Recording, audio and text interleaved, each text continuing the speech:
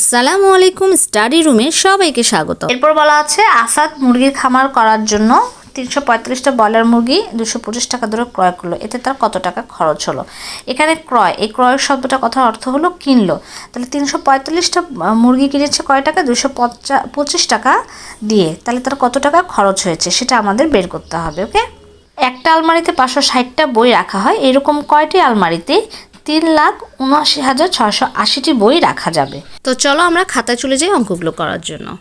চলে এলাম খাতায়। লেখা আছে একটা মুরগির দাম 225 টাকা, 345টা মুরগির দাম কত? দেখো কি বলেছিলাম, আবারও বলেছিলাম উপরের সংখ্যার যদি 1 হয় আর নিচে বড় সংখ্যা থাকে তাহলে কিন্তু গুণ হবে। এটা মাথায় রাখবে। যদি কোনো কিছুই মাথায় মনে না থাকে, এই ট্রিক্সটা কিন্তু তোমাদের মনে রাখতে হবে বাবা। এটা মনে না রাখলে অঙ্ক করতে পারবা না। তাহলে ট্রিক্সটা কি? 1 যদি উপরে থাকে, নিচে বড় সংখ্যা থাকে, তাহলে গুণ হবে। ঠিক আছে, কার সাথে গুণ হবে? এই 1-এর সাথে না, এই যে কোনাকুনি গুণ হবে। 225-এর সাথে এটা গুণ। আবার যদি উপরে বড় সংখ্যা থাকতো, নিচে 1 থাকতো, তাহলে কি হতো? ভাগ হতো। কার সাথে ভাগ হতো? এখানে যেটা লিখতাম সেই সংখ্যার সাথে এই সংখ্যাটা ভাগ হতো। ওকে, তারপর আমরা গুণটা করে দেখালাম। ঠিক আছে, তারপর লিখলাম অতএব সামাদ সাহেবের মুরগির খামার করতে মোট খরচ হয় এত টাকা। উত্তর হচ্ছে এত টাকা। বাস, একদম ইজি একটা অঙ্ক। চলো এবার 13 নম্বরটা দেখি। 560টি বই রাখা যায় একটা আলমারিতে।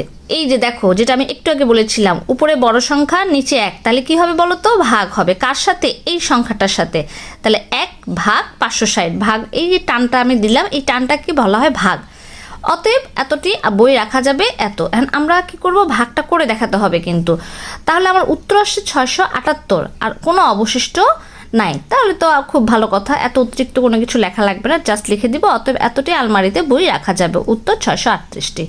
ওকে, তাহলে আজকে এই দুটো অঙ্ক, বেশি অঙ্ক করালে মাথাটা তো নষ্ট হয়ে যাবে। তোমরা যারা চ্যানেলে নতুন সাবস্ক্রাইব করে দাও, আর যারা করেছো তাদের আন্তরিক ধন্যবাদ।